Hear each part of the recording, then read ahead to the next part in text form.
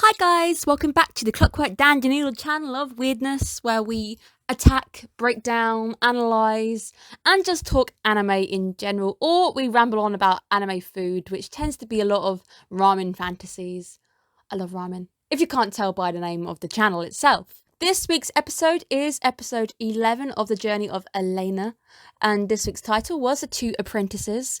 In case you guys are not aware, the video for what I am watching for winter 2021 is now up on the channel, nice and live.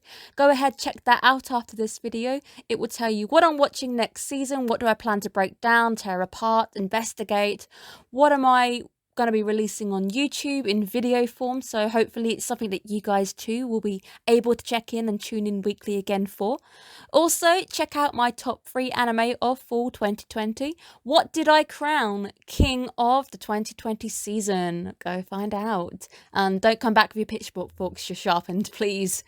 Make sure you guys as well subscribe to the Discord channel. You will get a notification sent to your phone whenever a video goes up. And when the channel gets a little bit bigger, we will be able to have big discussions going on and have maybe even just an hour a week where we just talk anime, which should hopefully be quite fun. This week's episode picks up straight off last week's episode. Same country, same company. It's just 20 years later. So the Curio Company have apparently now returned. It's a nice little link just to Elena's mum and how she ended up dealing with the situation 20 years ago, and it was the fact that Sheila and Fran had to deal with it. And we know that Sheila and Fran's apprentices are Elaina and Saya. It's quite nice to see the beacon physically being passed on to their 2 apprentices. People are frightened once more because they are scared that the Curio Company will be attacking mages. I don't think the company's really learnt a great deal. Elaina decides to go and dress as a normie to avoid being harassed by the group, even though it makes me wonder if she's the one who's learnt nothing. But it is a nice costume change. We know how I feel. I like seeing characters change outfits. It's quite nice to see her wearing the blue and the whites. The colours suit her quite nicely. There are no credits this episode. No OP, no ED. We just get them rolling over the scenarios. And we then see the tail end of Saya finally appearing to deliver the box that we saw from last episode. She's completely unaware of the situation. And there's a nice little Easter egg as well. So there's a bit where she flies past an alleyway and we see a black cat yawning.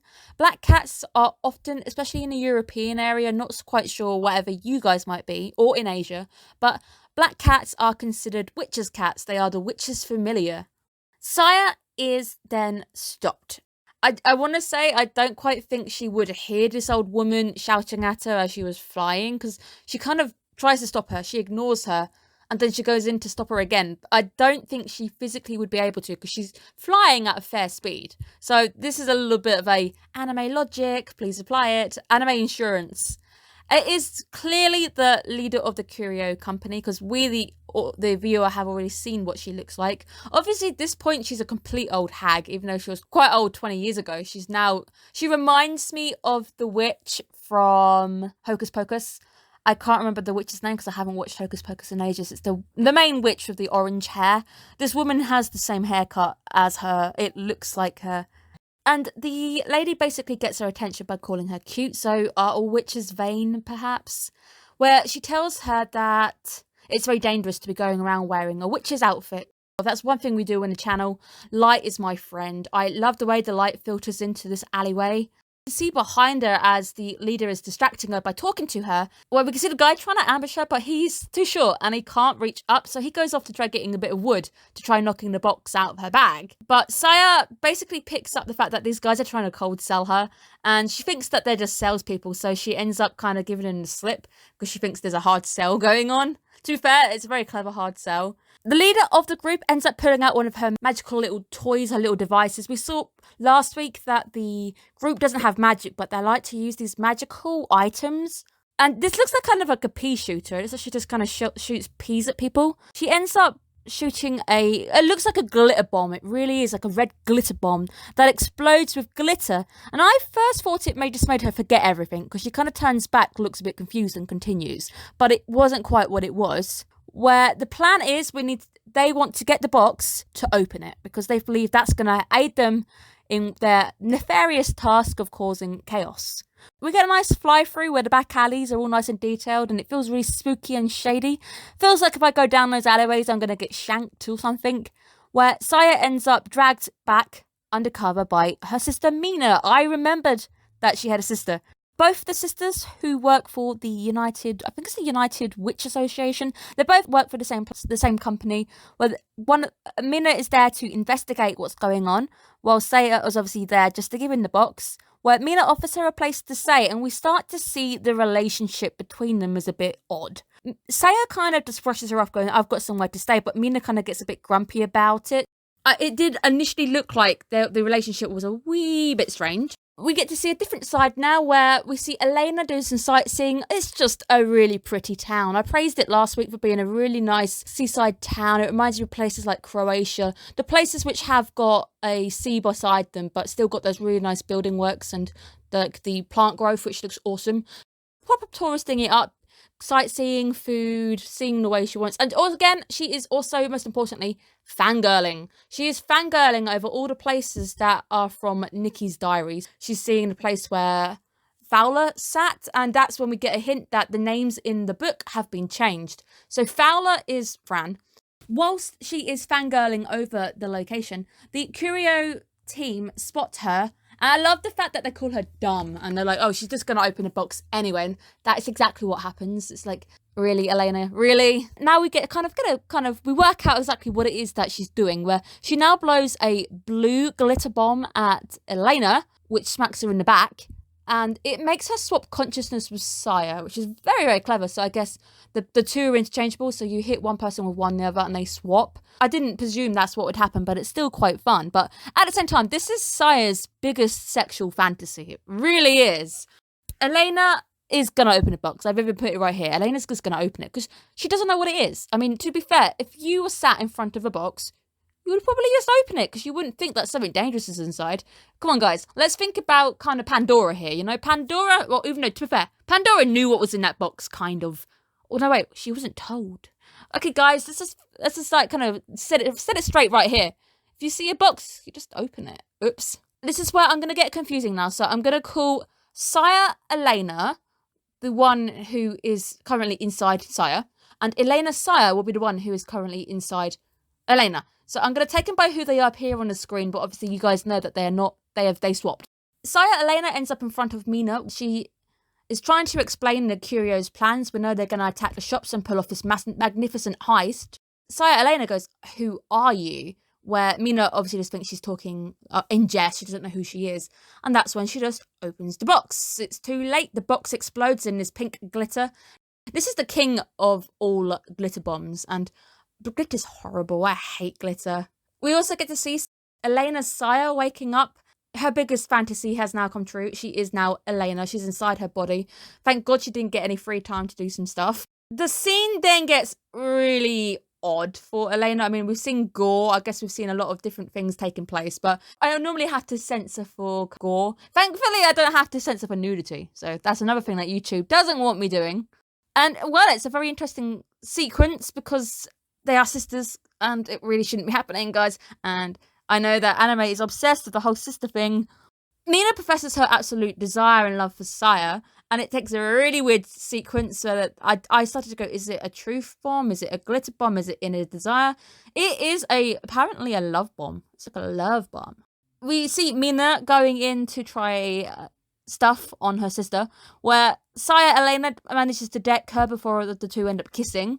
And we then see the town of infatuated people, where Saya Elaina is unaffected. The two who swap bodies seem like they're not technically affected by this love bomb. Elaina Saya just acts like she does anyway, because obviously we know she loves Elaina. But Saya Elaina looks completely unaffected. They both find each other, and we can see that Elaina Saya is loving up her reflection in the mirror. Well, what's changed? Elaina loves how she looks anyway, so it's no difference, really. Saya Elaina tells Elaina Saya she knows exactly why the town is messed up, but let's move on from that. We're not going to discuss it. We're not going to admit that it's actually her fault. Where Elaina Saya informs her that I had a box with me, so that box should never have been opened. And then we see Saya Elaina do that motion once more. She kind of like does the box thing, like, let's put it aside, let's not talk about it. And then it all goes silent. And then these crazy people run backwards, and then they run forwards. And I love the dramatic pause on this. And then Elena's like, oh my god, I worked it out. She knows that Saya Elaina has opened the box. The irony of Elaina hitting Saya in this scene is hilarious, because that's probably what Elaina actually wants to do. But the fact that it's technically Saya technically hitting Elaina, which is even worse.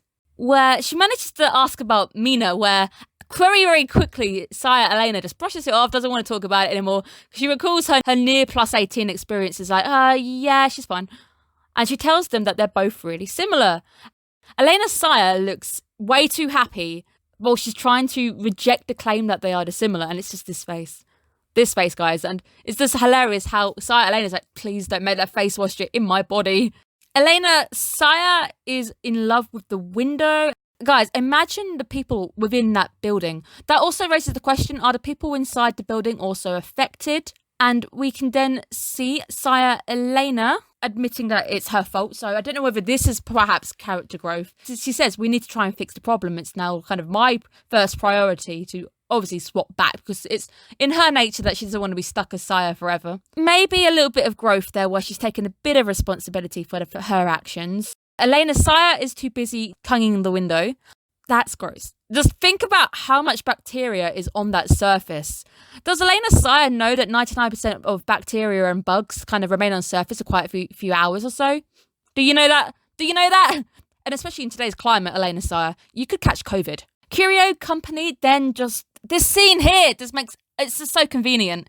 And I think this episode in particular is where the anime starts to fail. It injures itself at how quick the episodes have to be.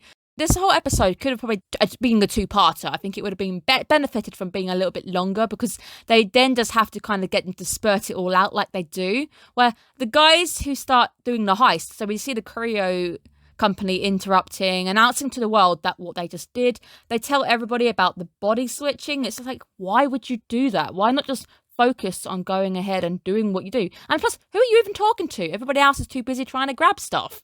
So it's just a bit odd that they also do it in front of the girls that body switch.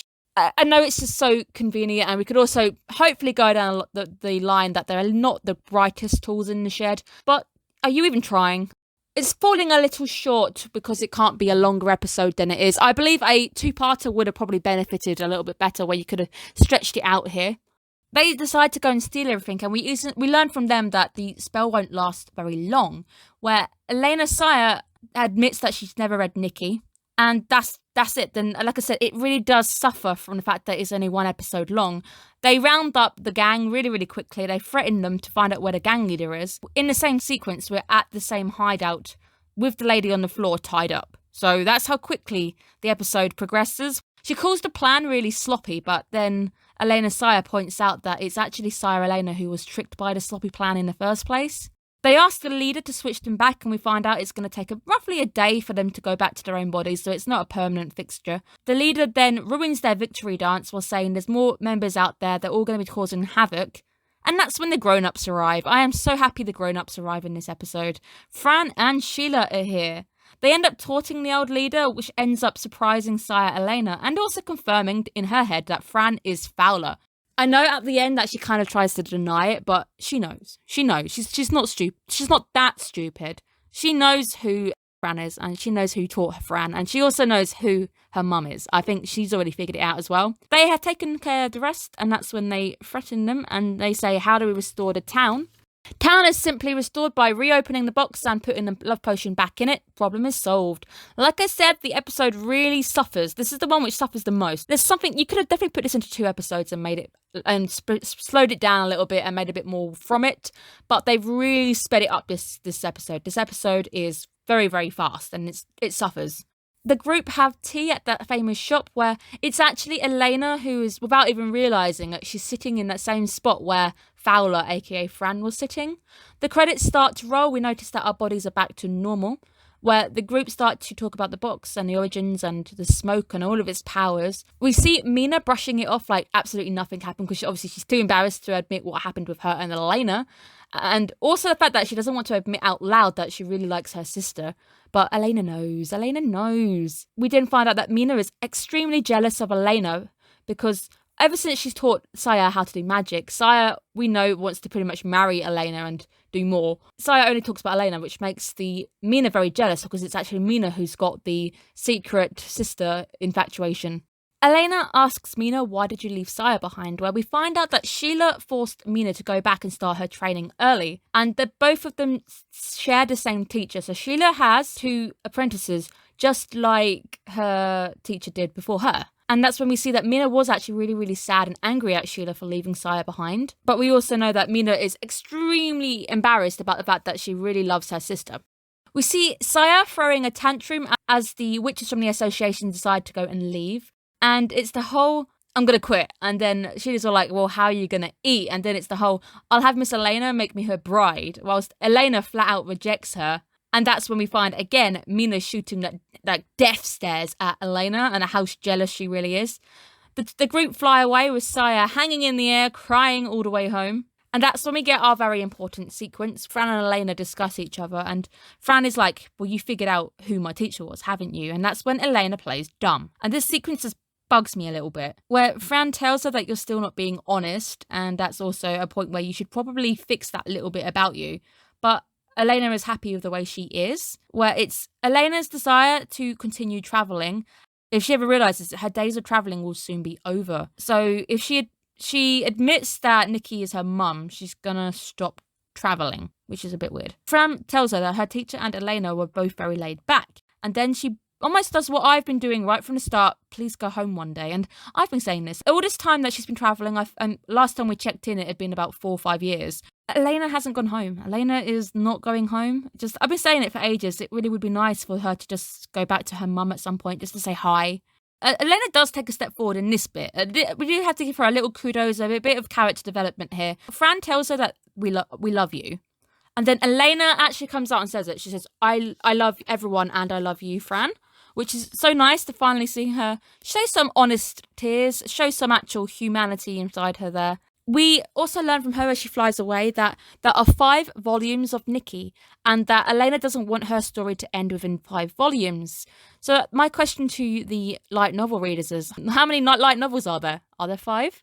Or is there more than 5? Has Elaina won and actually gone past having 5 novels written about her? A nice line which takes us out of the episode, where it was the country where Fran and Sheila were able to be at last honest with one another, and that's where I took a step forward. I want to keep being the Ashen Witch and be the ordinary traveller. And we see the sunset going down, and that's when we know that the old Elaina has finally gone. It is a very nice little visual, seeing the sunset come down on the city, the sunset come down on that fact that Elaina can no longer go back to being who she was. So it's a nice little visual for that. It's a nice episode, but it's an episode that suffers. Again, I'm not slamming it into a wall and saying it's bad. I'm saying it suffers because it deserves to have longer. I think they should have made this a 2-parter, and this episode actually just kind of runs off as being too fast. 1 minute there's a problem, the next minute it's solved just with the opening and closing of a box, and that's it, it's done. And also the fact that the Curio Company just seemed to be brought back as a bit of a plot device and nothing more. There's nothing more to it, so we don't actually get to see much growth going on this time round.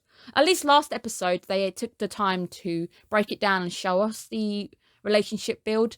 This time round, apart from the last sequence with seeing Elaina being truthful to herself and actually showing some emotion, that was probably the most important bit of the episode. So it's just, I feel like the episode suffered at the hands of the fact that it's episodic. So yes, it's supposed to be an episodic thing where we see her travelling around, but because there is this underlying plot, a plot that they're trying to drag from episode to episode and keep it alive, especially in this episode alone, it feels like they haven't paid enough attention. There's not enough attention given to that plot. There's not enough attention given to the episode itself. I like the episode, but it's not my favourite of the series we had so far.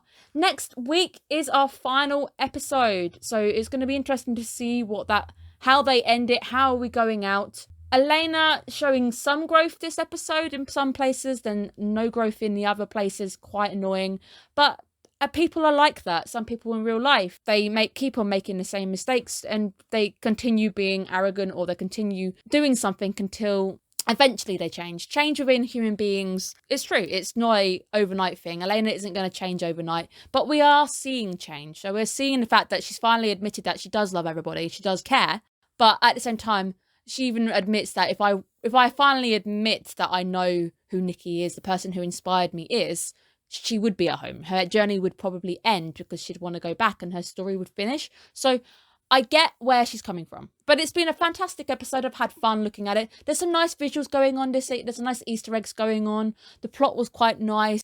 Wasn't really taken by the sister plot. Never really a thing I like when it comes to anime. Not my thing. But it's nice just to have the growth at the end with Nikki, I think. So quite nice to see that. And again, the body swapping thing, it's been done a few times, but nicely handled. But especially when you've got somebody like Saya who absolutely adores the pants of Elaina. It turned out to be more of a comic thing than anything else. I had a great time, and I am sad that next week is our final episode. So it might be a slightly longer episode as I give you a final breakdown, the final score attached to next week's review.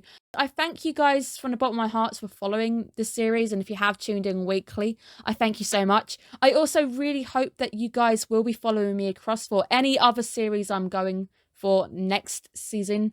I have 4 animes. Go check out the video, find out what the 4 anime I will be releasing YouTube-wise on. Also go and let me know on that video if I will be seeing any of you guys again for more anime next season, and what series in particular you will be following me for. Always really sad to see animes come to an end. Whether we see Elaina ever again, I don't know. So tune in next week to find out what my overall score for Journey of Elaina Season 1 is. Also tune in, make sure you guys tune in next week for the finale episode, the end of Elaina. Where are we going to finish on? And tune in next week as I give you my final overall thoughts on the season. I hope you guys are taking care. Thank you guys again so much. I'll see you again next week, guys. Bye-bye.